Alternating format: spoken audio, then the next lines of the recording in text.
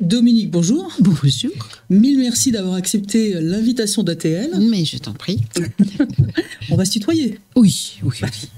Alors, j'en profite avant qu'on commence pour préciser qu'ATL est une émission qui est dédiée aux plus jeunes d'entre nous en phase d'orientation ou de réorientation professionnelle.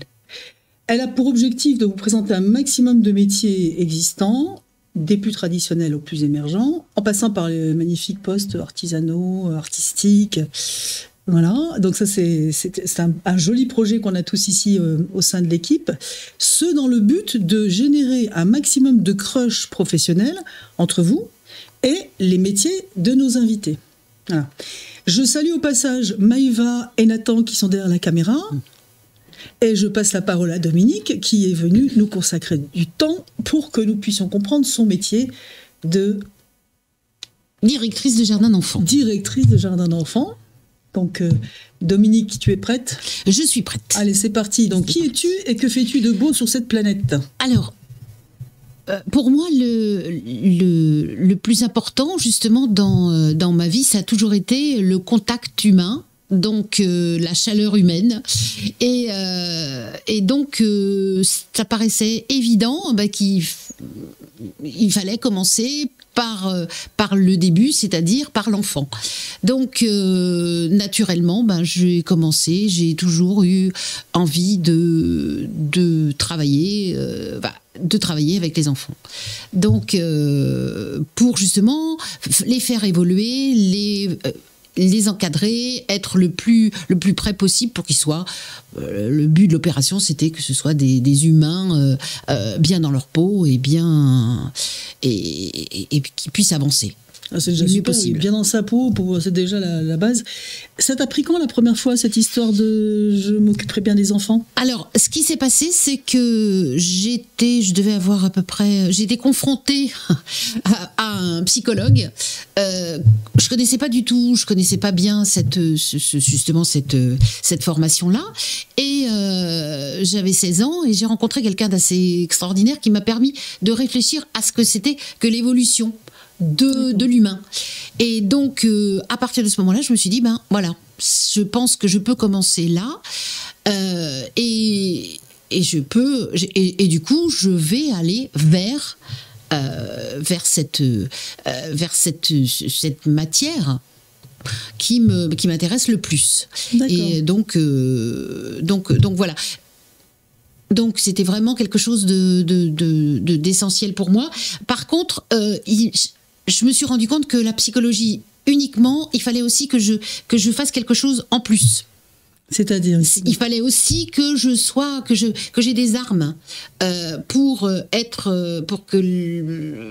que l'enfant et l'humain soient le mieux possible. Donc c'est pour ça que psychologie et pédagogie, c'était la formation des éducateurs de jeunes enfants. Donc ça, c'est vraiment quelque chose qui était fondamental. D'accord. Donc tu as été directrice, je crois que tu as été directrice de crèche avant, préalablement ? Non, j'ai d'abord été éducatrice de jeunes enfants. D'abord éducatrice. Combien de temps ça a duré, Dominique ? J'ai été éducatrice de jeunes enfants pendant une dizaine d'années. Mmh. Et puis bon, après j'ai eu envie d'aller voir un petit peu ce qui se passait ailleurs, puisqu'il n'a pas convenu. Et je suis revenue, j'ai refait une formation de sciences de l'éducation.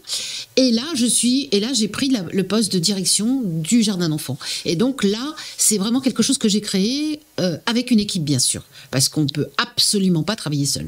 Évident dans ce métier, c'est évident. Évident. Effectivement. Mais alors, juste, je sais que tu es passé dessus rapidement, mais juste pour info, les années où tu as été éducatrice spécialisée, c'était dans quel type d'organisme ? Juste pour nos... Alors, c'était éducatrice de jeunes enfants. Oui. Donc, éducateur de jeunes enfants, c'était dans les crèches. Dans les crèches, donc, alors, d'accord. Dans les crèches, et puis surtout avec les assistantes maternelles. Donc, ça veut dire que c'est pour leur apporter aussi une véritable réflexion pour que ce soit le mieux possible, qu'elles accueillent les enfants avec le plus de réflexion, d'empathie, enfin vraiment quelque chose qui pouvait véritablement leur apporter quelque chose à l'enfant. D'accord. Donc les faire évoluer aussi. Et la grosse différence entre l'éducatrice et la directrice de crèche, en l'occurrence, tu bossais avec la directrice de crèche, mais tu étais la seule éducatrice de la crèche ou pas? Oui. Donc une lourde responsabilité. Moi, c'était essentiellement avec les assistantes maternelles et avec les enfants. Donc j'étais la seule éducatrice. C'est ça. Donc avec tout ce que ça peut supposer, proposer pas mal de choses, des ateliers aux enfants, avec des assistantes maternelles. Donc là, c'était quelque chose de très important. D'accord. Et ça m'a beaucoup apporté. Mais c'est vrai que c'est un petit peu plus limité du fait que ce sont quand même des professionnels qui sont chez elles et qui, voilà, c'est un petit peu différent que les professionnels qui sont dans une crèche. Ok. Et donc alors qu'est-ce qui t'a fait arriver au jardin d'enfants du coup entre ces passages-là, cette séquence-là? Pourquoi et qu'est-ce qui s'est présenté à toi pour que tu aies la possibilité de faire ça, ce qui est quand même très sympathique comme métier, effectivement. Absolument. Alors, donc, j'ai eu l'opportunité, justement, il y avait un jardin d'enfants dans la ville, donc, où j'étais, qui battait de l'aile. Faut reconnaître. Il y avait très très peu d'enfants et en règle générale et de ce fait on m'a demandé de le reprendre. Et puis avec un véritable projet pédagogique parce que jusque là il y en avait pas du tout. Donc, et puis en tant qu'éducatrice, le projet pédagogique, ça fait partie de notre formation. C'est quelque chose d'essentiel. Donc, j'ai choisi aussi, après, au fur et à mesure, les choses ont évolué. Les gens qui étaient là, n'adhérant pas forcément à ce que je proposais, j'ai choisi les personnes avec qui j'avais envie de travailler. Les personnes qui adhéraient au projet. Au projet théorique. Et après, on a construit un véritable projet pédagogique avec les gens qui avaient la même sensibilité que moi.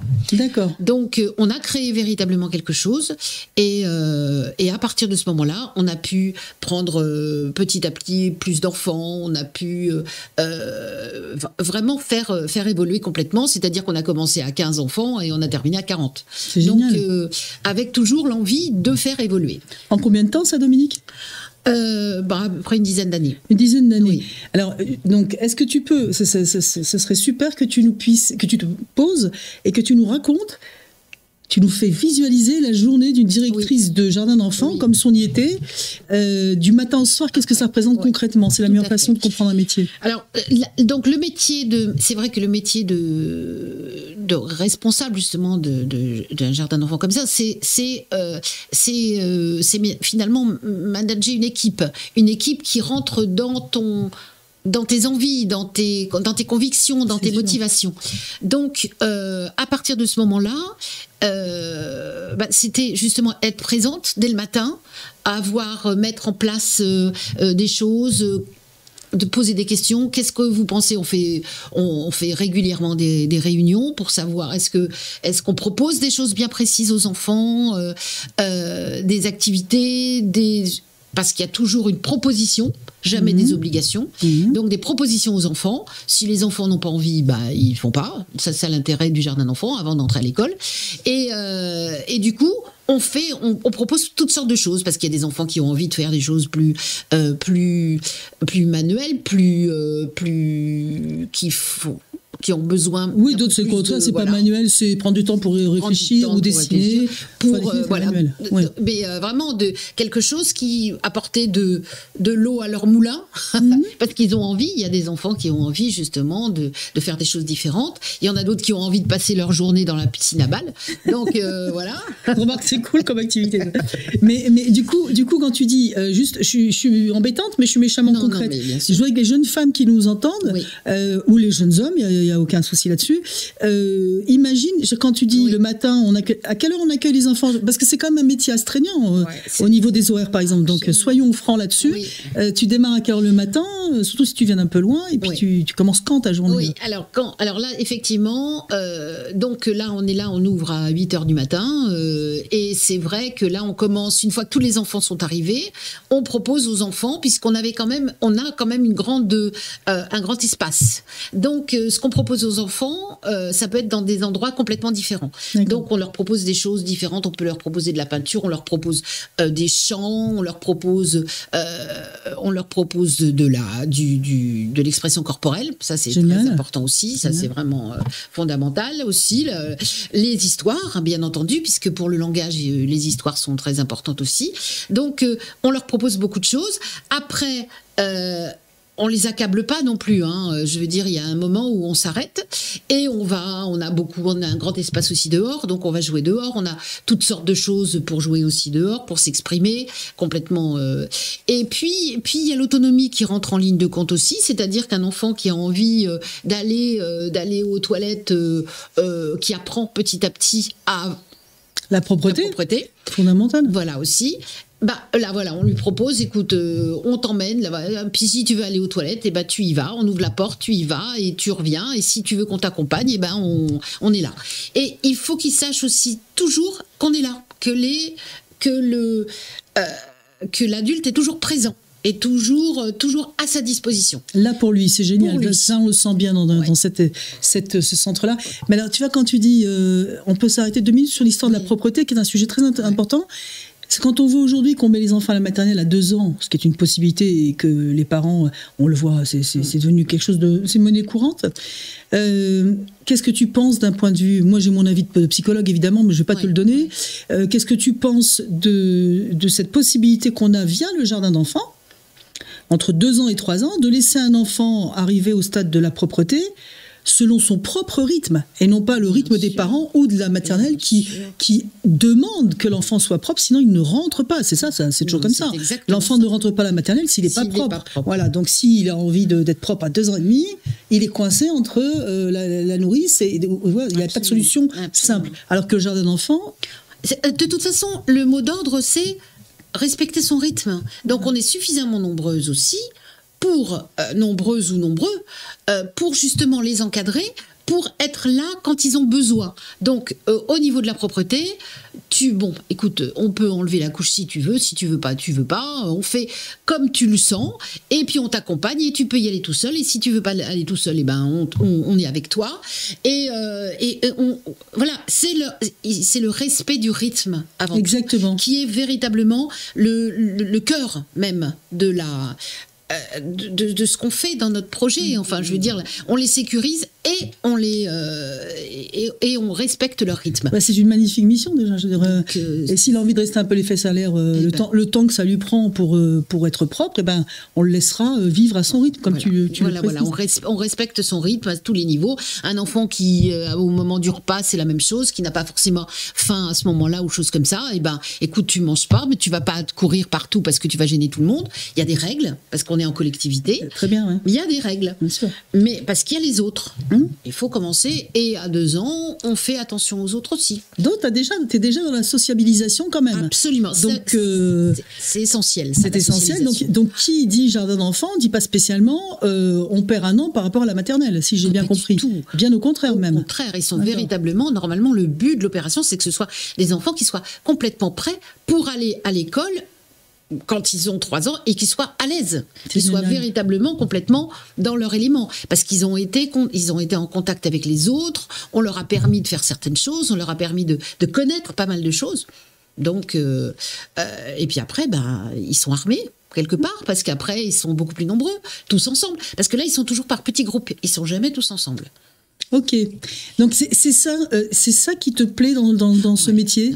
C'est de les faire, c'est-à-dire que c'est de les faire, ils évoluent, on les voit terriblement évoluer dans toute l'année, parce que c'est une année simplement, mais on les voit essentiellement évoluer, et tout en étant toujours à leur rythme, et du coup de les voir bien, de voir les parents qui sont aussi très rassurés. Absolument, parce épanouis. Que les parents, c'est très très important dans cette justement d'être vraiment à leur écoute, de comprendre aussi leurs angoisses, leur inquiétude au départ, et puis de les voir évoluer aussi dans le fait qu'ils aient confiance en nous, et puis qu'ils s'aperçoivent que leurs enfants évoluent aussi complètement le mieux possible. C'est gratifiant, ça. C'est gratifiant. Et c'est pour ça qu'en général, les équipes apprécient parce que tout le monde est très content de ce qu'on fait. Parce qu'on en fait on est là, c'est important ce qu'on fait comme métier. Les gens ne le savent pas, mais la petite enfance, c'est très très important. Très important. Est-ce que l'option est donnée aujourd'hui au jardin d'enfants en France? J'ai pas suivi les dernières statistiques, mais alors toi qui t'intéresses au métier. Le problème, c'est qu'il y a des lois qui viennent de repasser, c'est-à-dire qu'on propose beaucoup plus d'enfants par professionnel. Il a été question qu'on passe à un adulte pour 12 enfants. Un enfant de 2 ans, 12 enfants, c'est beaucoup. C'est énorme. Donc non, il y a des choses comme ça qui sont pas normales. Alors, on a des problèmes aussi de professionnels. Il faut véritablement, ce qu'il faudrait, c'est qu'on arrive à motiver les gens pour faire ce métier, qui est un métier valorisant et qui a vraiment et qui mérite d'être reconnu, parce que finalement c'est un métier qui n'est pas suffisamment reconnu. On est à la base de l'évolution de l'humain. Absolument. Mais quand tu dis reconnu, encore faut-il être connu, parce que le jardin d'enfants, il y a des parents qui ne savent pas que ça existe, parce qu'il n'y en a pas, parce qu'il n'y en a pas assez. Énormément, il y en a pas beaucoup. Vers quoi on se dirige là, en termes de création de jardin d'enfants? C'est plutôt tendance crèche. Il y a un maximum d'écoles maternelles ou on parle de création de jardin d'enfants? Non, on ne parle pas trop. C'est ce qui m'inquiète. Non, parce que c'est ça, le problème, c'est qu'effectivement, sont en général sont des structures qui sont qui coûtent cher à la municipalité. Donc, si on pouvait mettre son enfant directement à l'école, on passe. Voilà. Et c'est très dommage. Et c'est vrai que parce que c'est véritablement des enfants qui n'ont pas été en collectivité, surtout qu'on privilégie les enfants qui n'ont pas été en collectivité avant, pour qu'ils puissent apprendre petit à petit à vivre avec les autres, avec des règles, mais un respect du rythme, et voilà. Donc, c'est dommage, effectivement, qu'on n'arrive pas à faire à ce qu'il y en ait plus. Ça, c'est assez déplorable. C'est la tendance que j'ai cru comprendre. Alors, s'il y a des jardins d'enfants privés du type Montessori et choses comme ça. Oui, beaucoup. Ça commence à bien. Ça peut quand même aussi. Bien pulluler. Oui, ça peut quand même. La seule chose, c'est toujours la même chose, c'est payant. C'est payant, on est d'accord, oui, parce que sur le principe, c'est top. Mais effectivement, c'est payant. Tout le monde n'a pas les moyens de payer une école Montessori. Par contre, du coup, justement, puisque tu aimes ce métier, dis-nous ce qui est le plus génial, en fait, dans ce métier. Qu'est-ce qui t'a le plus plu, puisque tu arrives en fin de carrière, et que c'est d'ailleurs pour ça que tu es là. C'est parce que pour chaque métier, chez ATL, on fait venir quelqu'un qui a fait une carrière entière dans le métier, et on fait venir des gens qui vont le faire 4-5 ans seulement, sous forme de phase, pour avoir des visions extrêmement différentes du métier. Toi, tu y as consacré toute ta vie. Donc, tu as de très bonnes raisons de l'avoir fait. Qu'est-ce qui t'éclate le plus dans ce travail? Qu'est-ce qui t'a le plus fait plaisir? Et rendu heureuse, bien sûr. Moi, je pense que c'est aussi la relation avec les parents, qui sont vraiment tellement indispensables. Et ça, c'est dans tout, parce que j'ai effectivement, j'ai fait aussi en crèche. Mais je veux dire, le principal, c'est de sécuriser les parents, qu'ils se sentent véritablement bien, qu'ils aient conscience que qu'on fait un travail important, et puis qu'ils aient envie de nous laisser leurs enfants sans aucun problème, sans que vraiment ils aient une confiance totale. Et ça, de voir c'est une reconnaissance pour nous. Bien sûr. Et ça, c'est quelque chose de fabuleux. Et les enfants qui ont envie qui reviennent nous voir, mais bon, ils sont petits, donc très rapidement ils nous oublient. Mais les parents nous oublient pas. Non. Donc c'est vraiment quelque chose de fondamental, ça. Alors je confirme, parce que moi j'ai eu la chance de mettre mes enfants au jardin d'enfants. Je ne sais même plus si c'était payant à l'époque, mais c'était pas grand-chose. Si c'était payant. C'est payant. Mais ça devait pas être. Ça nous a pas. On a fait ce qu'il fallait parce qu'on voulait vraiment pas les mettre direct à la maternelle. Et comme toute la majorité des femmes aujourd'hui, je travaille plein pot. Juste, je ne pas raconter ma vie, mais une chose est certaine, c'est que ça a été l'année, pour résumer un peu les femmes de ton métier, ça a été l'année où j'ai été la plus sereine. J'ai un métier qui prenait énormément. Je finissais souvent tard, et j'ai été extrêmement sereine pendant l'année où j'ai laissé mes 2 fils au jardin d'enfants. J'ai gardé le meilleur souvenir qu'il soit. Exact. Et voilà. Et tu vois, ça c'est quelque chose. Je te confirme. Ça c'est quelque chose de. Tu te rends compte, avec une un certain nombre d'années derrière moi, d'entendre ce genre de choses, c'est absolument extraordinaire. Et c'est vrai que tu me le dis quand on se voit, et c'est vraiment quelque chose, tu te rends compte à quel point c'est gratifiant. Ça, c'est vraiment quelque chose de... Ah, moi, je voulais pas. C'est très gratifiant. C'est vraiment une véritable reconnaissance. Et c'est vrai que les équipes, c'est la même chose. Moi, je sais que quand des parents attendent les uns derrière les autres pour pouvoir discuter avec la personne qui va accueillir l'enfant. Faire le feedback de la journée. Voilà, le feedback de la journée. Et continuellement, en se posant des questions, en faisant des réunions avec des projets à se remettre en question régulièrement. Et ça, c'est absolument fondamental. Il faut savoir que c'est avec les autres qu'on arrive à faire tout ça. Bien sûr. C'est un travail d'équipe. Et ça aussi, c'est quelque chose que j'ai beaucoup aimé aussi. Avec tout ce que ça peut supposer quand même de manager et puis de motiver toujours les gens. Ouais. Mais ça a aussi quelque chose de fabuleux quand on arrive à contenter tout le monde, quoi. Bien sûr. Alors prenons un peu de temps là-dessus parce que ici on parle avenir professionnel pour les plus jeunes et il y a tellement de choses magnifiques à faire. Beaucoup de jeunes gens s'intéressent maintenant aux métiers qui sont ne veulent pas prendre des responsabilités de direction. Déjà jeunes, ils veulent pas, ça les intéresse pas. Par contre, le fait d'être dans une équipe les intéresse beaucoup. Donne-nous un peu les profils des garçons et des filles avec qui tu travaillais. Alors, donc, les titres aussi. Oui, alors donc effectivement, moi j'avais quand même mis en place justement le fait d'avoir des éducateurs de jeunes enfants parce qu'ils ont une formation quand même bien spécifique au niveau de l'enfant. Donc je pense que ça c'était rassurant aussi pour les parents aussi parce que c'est une véritable formation psychopédagogique et donc on a véritablement une réflexion, on se retrouve régulièrement pour pouvoir discuter justement de l'évolution des choses. Et il y a les auxiliaires qui ont décidé de travailler avec des enfants plus grands. D'accord. Et ça, c'est pas toujours. Les auxiliaires ont souvent envie de s'occuper de bébés parce qu'on a envie de materner, tout ça. Voilà. Tu nous as fait un truc.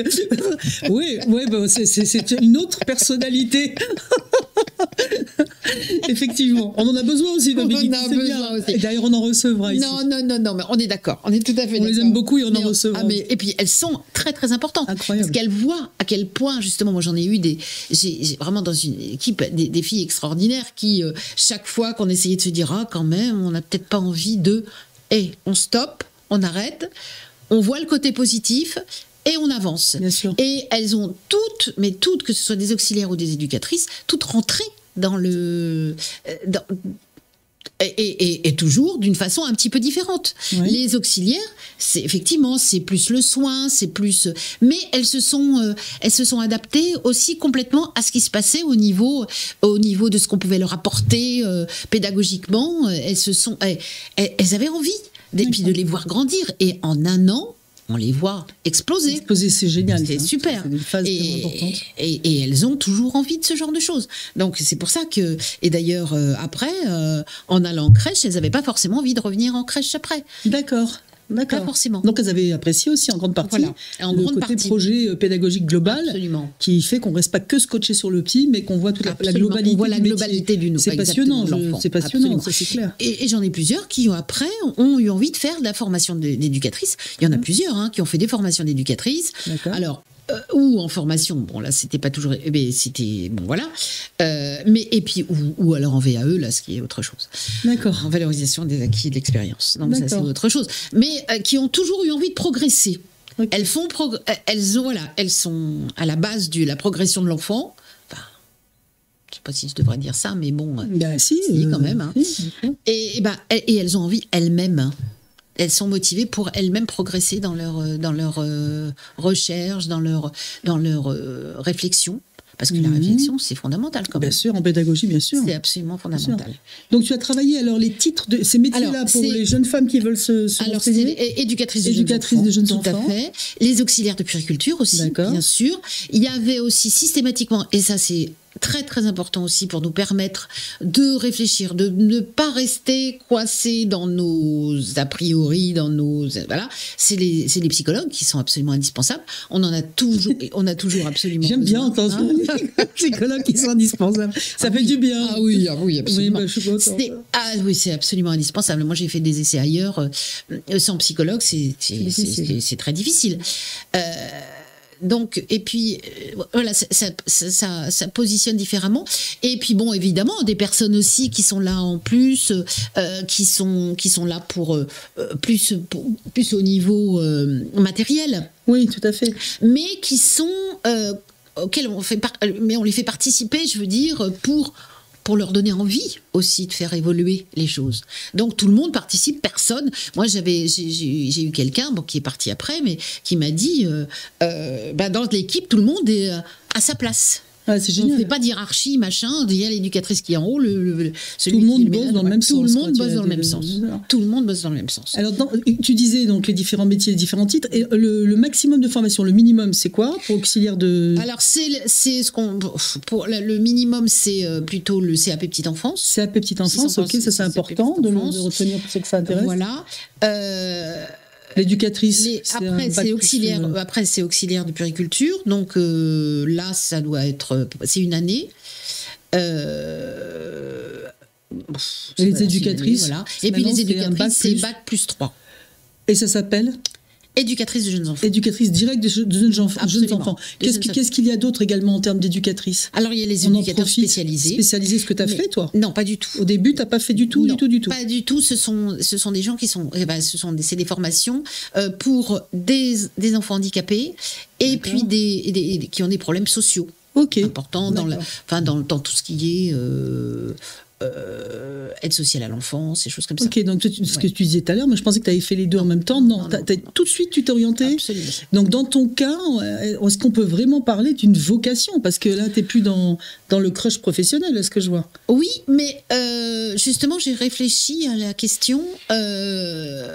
C'est le fait aussi d'être directement confronté, tu vois, à une équipe, à des enfants d'un certain âge. C'est ça qui m'a passionnée. Je suis passée de l'éducatrice de nos enfants, avec les enfants directement, avec des activités, des choses comme ça, enfin des choses très intéressantes avec la formation que j'avais. Mais après, en étant responsable, tu manages une équipe. Bien sûr. Tu motives les gens, tu leur donnes envie de... Voilà, tu motives les gens, tu leur démontres qu'ils ont une véritable... une responsabilité dans l'évolution de l'enfant. Une valeur ajoutée au sein de l'équipe. Voilà. C'est important. Et les parents aussi, ça c'est quelque chose aussi de très très très important. Donc petit à petit, le fait d'être responsable, ça te permet aussi d'embringuer tout le monde dans ton... dans l'évolution de la chose. Oui, mais ça c'est toi en fait à l'origine. C'est parce que tu ne pouvais pas rester uniquement collé sur la partie pédagogique directe.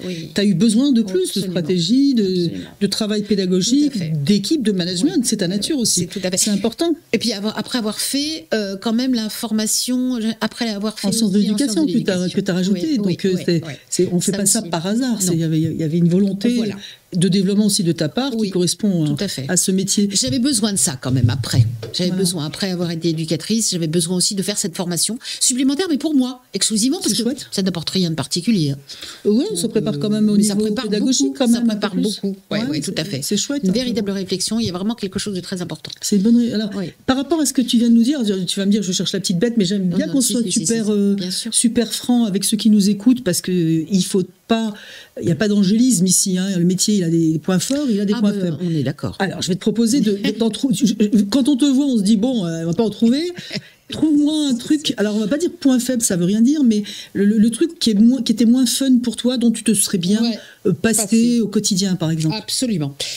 Le problème, c'est qu'effectivement, c'est qu'il y a un manque... Je pense que c'est parce qu'il n'y a pas un manque de reconnaissance générale, il y a un manque de professionnels. Donc, ce qui était le plus problématique, c'est qu'on ne peut pas arriver à travailler complètement bien quand il manque du monde. Absolument. Quand il y a un véritable absentéisme et quand on a un minimum de personnes. Donc, on n'arrive pas à travailler correctement quand il manque du monde. Et on ne peut pas faire des choses, voilà. Parce que il y a beaucoup on a beaucoup de jeunes femmes, ce qui est logique, des enfants malades, elles ont elles-mêmes des enfants qui sont malades aussi, donc il y a donc de l'absentéisme comme ça. Et c'est là qu'on arrive, et ça c'est le plus gros problème. C'est-à-dire le management, mais de la présence des gens.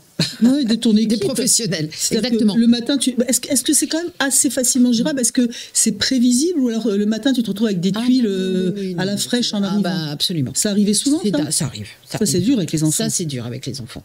Mais on se débrouille toujours. Enfin, je veux dire, on arrive à se débrouiller, mais on n'arrive pas. On a envie. On a préparé quelque chose de particulier, puis tout d'un coup, paf, il y a une personne qui est pas là parce que son bébé, les dents, machin. Bien sûr, elles ont leur vie. Elles ont leur vie aussi. Donc, ou alors, voilà. Donc, ça c'est le plus délicat. Ça c'est le plus délicat. Et c'est pour ça qu'il faudrait véritablement qu'il y ait suffisamment de gens qui connaissent nos métiers, qui sont passionnants, et qui soient suffisamment reconnus. Je plaisante. Dominique tape sur la table. Effectivement. Qui soit suffisamment reconnu, mais reconnu aussi par la finance aussi. Absolument. Parce que c'est aussi, il y a un problème aussi. C'était une de mes questions, j'allais te poser la question, est-ce qu'on en vit correctement quand on est directrice d'un centre de... Ça, c'est un petit peu compliqué. Alors, ça dépend aussi des villes, il y a des villes qui donnent un peu plus que d'autres. Tu peux donner des chiffres, Dominique, que les jeunes gens sachent à quoi s'en tenir si elles s'engagent à faire des formations aujourd'hui. Si elles en rêvent, qu'elles ne soient pas déçues, ça va de quoi à quoi, à peu près la fourchette? Oui, alors la fourchette, c'est-à-dire que par exemple, effectivement, dans des villes, on peut avoir des primes supplémentaires, par exemple, qui peuvent correspondre à 200 € supplémentaires si tu es responsable, en fonction de ce que tu as fait et puis en fonction du desiderata du maire supérieur, voilà. Ou du CCAS, ou du directeur de la petite enfance. En fonction, voilà. Donc, il y a quand même une possibilité d'avoir des primes supplémentaires parce que tu as des responsabilités. C'est des primes. C'est des primes. Pas un salaire. Donc après, c'est plus salaire. Non. Après, non. Et puis, comme c'est de la fonction publique, quand c'est la fonction publique, je ne parle pas du privé parce que ça, c'est une chose que je ne connais pas et je connais plus les problèmes privés, des institutions privées où là, il y a un manque du personnel et surtout un manque de formation. Bon, ça, c'est entre nous. Oui, mais c'est important de le savoir. Et c'est vrai que, malgré tout, c'est la fonction publique. Donc, la fonction publique, ça veut dire des échelons. Donc, on a des échelons on augmente tous les 2 ans. Donc, elles doivent commencer, les éducatrices de jeunes enfants doivent commencer à peu près entre 1600 1700. D'accord. On parle en brut toujours en France. Hein. Ouais. Là, tu parles en net. Là, je pense que c'est en net. C'est en net, ouais. D'accord. Donc, on est sur du 2000-2003, à peu près. En brut, hein. En brut, oui. Ah oui, non, bah non. Et après, non, parce que c'est la fonction publique. Non, comme c'est la fonction publique, on n'a pas autant. Non, on a beaucoup moins de différence. Voilà. Beaucoup moins. D'accord. Donc continue en net, c'est pas grave, on rajoutera le petit bout en plus. Donc tu disais 1700... À peu près. Je pense que... Non, je dirais qu'en net, elles ont à peu près 1700, on va dire. Voilà. Oui. Okay. En moyenne. En moyenne. D'accord. Oui, à peu près. Donc c'est un petit peu compliqué, parce que dans la région parisienne, c'est léger, pour se loger et compagnie. C'est un petit peu léger. Donc, à une période, d'ailleurs, il y a certaines villes qui proposent carrément des appartements. Hein. C'est génial, ça. Ah, voilà. En province, essentiellement, non? Ou plutôt que les métropoles régionales? Non, mais en province, encore, c'est moins cher. Les loyers sont moins chers qu'ici, chez nous. Ouais, là, nous, à une époque, à Chaville, alors c'était le grand truc, c'était... on proposait un logement, et puis dès qu'ils étaient logés, pouf, ils repartaient dans une autre ville. Ah, c'est drôle. Ça, c'est pas chez moi. Hein. Ça, c'était jamais arrivé, ça. C'est sympathique. Voilà. D'accord. Alors, j'ai une question qui est importante pour qu'on puisse projeter, que les jeunes en face de nous puissent projeter. C'est à quoi tu dois ta réussite? Si tu as réussi dans ce job et que tu t'es éclaté, c'est grâce, alors ne sois pas modeste, c'est grâce à quel type de qualité que tu as ou de traits de caractère dominants? Alors moi, je pense que j'ai une... je pense que l'écoute, c'est quelque chose qui fait partie de moi. Pour moi, j'écoute et je suis assez disponible. D'accord. Je veux dire, avec, par exemple, que ce soit les parents qui sont pas bien, qui sont pendant l'adaptation, qui se demandent comment ça va aller, et les rassurer. Donc, voilà. Donc ça, je pense que je suis capable d'écoute. Et puis, j'ai une certaine empathie. Je pense qui fait que. Et puis les équipes, c'est la même chose, quoi. Enfin, je pense qu'en règle générale, je pense que c'est parce que je suis capable d'entendre les gens et puis de me remettre en question. Je pense que ça, c'est très important aussi de pouvoir se remettre en question aussi. C'est quand on te dit, quand même, je comprends pas pour quelle raison on fait ceci, on fait cela. Oh, parce que je trouve que c'est mieux. Ah non, on fait pas parce que c'est mieux. Suffire. Ça ne suffit pas. Donc oui, alors on va peut-être. Qu'est-ce que vous en pensez? Eh bien, on pourrait peut-être faire autrement. Ah écoutez, si vous avez des arguments, on va faire autrement. Et on a des arguments. Et voilà. Et on se remet en question. Donc aussi bien au niveau de l'équipe, c'est très important de pouvoir remettre, écouter justement parce qu'on peut avoir le problème, c'est qu'on peut avoir des idées bien arrêtées et ça c'est, j'allais employer un mot pas terrible mais c'est casse-gueule. C'est casse-gueule parce que risqué, bien sûr. C'est vraiment complètement risqué. Bien sûr. Et justement, donc, il faut pouvoir écouter les autres. Bien sûr. Les gens qui travaillent avec vous, parce que c'est impossible, on ne peut pas être seul. C'est pour ça que c'est bien aussi d'avoir des gens qui ont le même... en général, d'ailleurs, on choisit un peu les gens qui sont... Voilà, c'est ce que je m'apprêtais à te demander. Est-ce que tu avais tendance à recruter ce qu'on appelle en recrutement, en chasse de tête, recruter en miroir, ou tu as réussi à intégrer parfois des gens qui te ressemblaient pas du tout, mais que finalement qui ont bien fonctionné avec les enfants et que ça t'a super surprise. Est-ce que tu as eu ces cas-là? Oui, j'ai eu ces cas-là. J'ai été, parce qu'on m'a imposé aussi des gens, c'est évident. Hein, bien sûr. Hein. Et finalement, on a réussi à trouver des arguments. Moi, j'ai des souvenirs comme ça pendant des adaptations où je comprenais pas que l'enfant qui dormait pas, la personne partait déjeuner. Ah non, on est là, on est pour l'enfant, on va jusqu'au bout. Hein, donc, on part pas comme ça. Et petit à petit, cette personne a compris.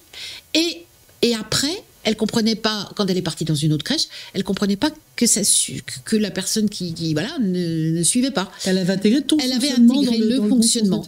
Elle avait parce que finalement, elle a vu ce que ça apportait à l'enfant surtout. D'accord. Elle a vu comment l'enfant évoluait. Ouais, elle a pas pris comme une directive venant d'une direction qui pourrait être un petit peu ferme, mais elle a bien vu. Donc elle a vu ce que ça apportait. Voilà, donc c'est quelqu'un de professionnel. Oui, celui qui est professionnel ne rentre pas dans l'affectif, l'émotion, les sentiments. Il va rester droit dans ses bottes par rapport à l'enfant. Oui. Donc effectivement, c'est une belle réaction, ça. Oui. C'est une belle réaction. Alors j'ai envie de te demander quel est ton meilleur souvenir, puisque tu arrives en fin de carrière, de toute cette belle carrière de directrice de jardin d'enfants. Le truc qui t'a fait ou le plus marrer ou qui reste un souvenir très émouvant? Écoute, j'ai eu quand même pas mal de souvenirs parce que, je veux dire, à la fin des années, en règle générale, ça ne durait qu'un an, mais c'était très riche. Très riche, parce qu'on rencontrait des gens, des parents très différents qui avaient besoin de nous, tout bêtement. Et on a apporté aussi, donc on en a conscience. Et donc, en général, ce qui était le plus émouvant, c'est quand les parents partaient et qui nous disaient merci, en règle générale. Et qui nous disaient merci à l'équipe en moyenne, et puis qu'ils étaient très touchés. Ouais. Et ça, c'est quelque chose de vraiment... c'était quelque chose de tellement gratifiant que c'est vraiment que c'est quelque chose qui m'a toujours beaucoup touchée. D'accord. Et côté enfant? Si tu devais retenir un ou deux gosses qui t'ont fait des coups répandables, obligatoirement t'en as dans ce métier-là. On en a des surprises à tourner de l'œil. Des trucs extraordinaires, des choses vraiment très drôles. Par exemple, un enfant qui joue comme ça, qui fait n'importe quoi. Enfin bon, il est avec son parent et puis il fait n'importe quoi et son père lui dit mais dis donc. Mais tu sais, là, c'est pas possible, tu peux pas continuer comme ça. Je pense que je vais en parler à Dominique en plus. Ah ben non, on s'en fiche, elle est pas là. Mais parce que il y avait des règles, ils avaient admis les règles. C'est très drôle. Ou alors un autre, parce que j'avais systématiquement, moi j'avais toujours des pommes sur mon bureau. Très bonne idée. Très bonne idée. De 5 heures. Voilà. Et puis un jour, je retourne dans mon bureau. Il n'y avait plus que le trognon qui restait. C'est adorable. Et je savais qui avait mangé ma pomme. C'est adorable. Ils ont remis le trognon à sa place quand même. Et le trognon est resté. C'est une forme de déclaration de politesse. C'était très drôle. C'était très drôle. Très drôle. Et plein de petites choses comme ça. Vraiment, il y a eu beaucoup de choses en pas mal d'années, beaucoup de choses qui font que faut que j'arrive à me remettre dans le... Mais vraiment... Beaucoup de choses, vraiment très Du coup, on peut dire que tu as eu une carrière riche, ça c'est sûr. Oui. Parce qu'avec les enfants, c'est toujours riche. Est-ce que tu dis que cette carrière a été émouvante? Oui, absolument. C'est ce que je ressens quand je t'écoute. Ouais, c'est ce qu'on sent. Absolument, émouvant. Et je pense que ça va être extrêmement difficile de ne plus avoir... ces contacts, cette place, ça va être quelque chose d'extrêmement difficile parce que ça m'a porté. Ouais, tu l'appréhendes, on dirait, oui. Sûr, beaucoup. De ne plus les voir, de ne plus voir les parents, de ne plus voir les enfants, de ne plus voir les parents, de ne plus voir les équipes. Ça va être quelque chose de très difficile parce que ça fait partie de ma vie et c'est ça qui m'a complètement qui m'a épanouie complètement, quoi. Ouais, c'est ce qu'on voit. C'est terrible de dire ça, c'est très égocentré, mais moi ça m'a fait un bien fou, voilà. Et je suis sûre que de l'autre côté ça devait être pareil et que tu as dû en faire des générations de mômes épanouis. Bah écoute, franchement je le souhaite. Moi je te souhaite et j'en suis certaine. On arrive presque à la fin de notre podcast et j'ai encore quelques questions à te poser, entre autres une qui me tient particulièrement à cœur. Tu as derrière la caméra Maëva qui a 30 ans et Nathan qui a 24 ans. Aujourd'hui, qu'est-ce que tu as envie de leur dire à ces jeunes qui nous écoutent? C'est Free Fight, tu peux y aller, tout ce dont tu as envie de parler. Bah, écoute, moi je trouve que professionnellement, je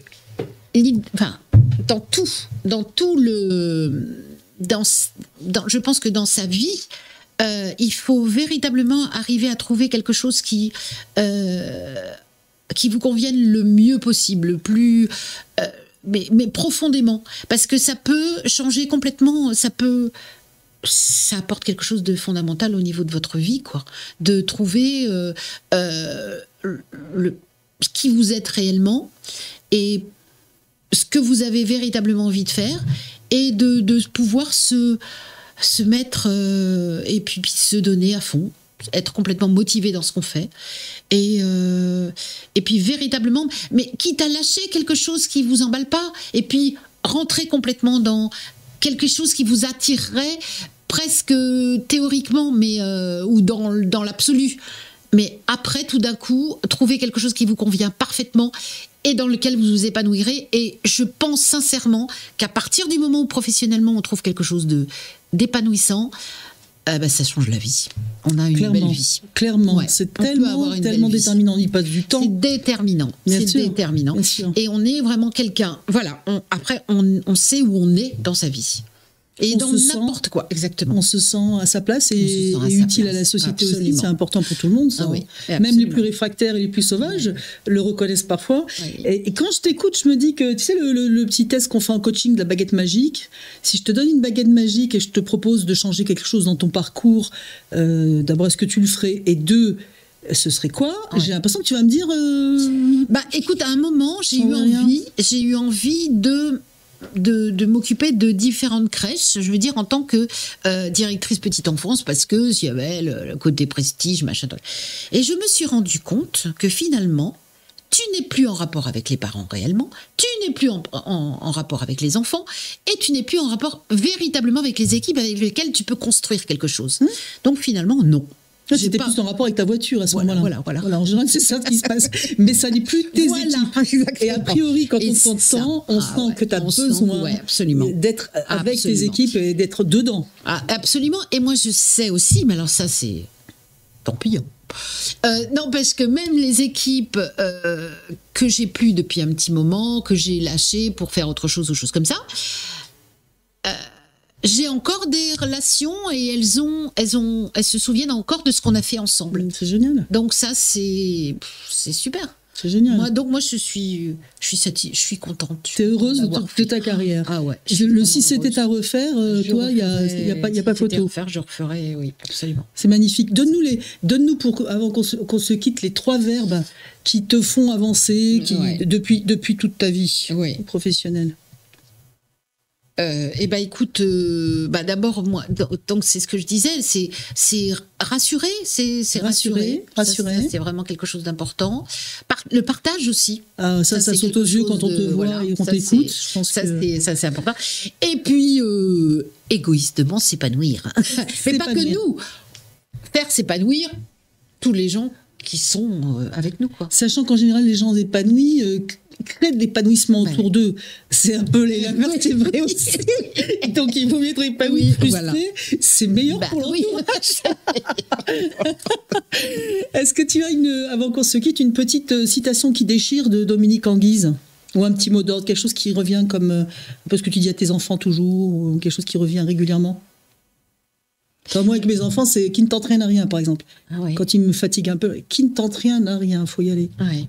Ce serait quoi, toi? Oui, alors moi, qu'est-ce que ce serait? Eh bien, ce serait foncez, allez-y, faites ce qui vous ferait le plus plaisir. Faites ce que vous avez envie. Ouais, croyez en vous. Croyez en vous. Et surtout, croyez en vous. Ça, c'est très important. Ça, c'est très, très important. Et croyez en vous.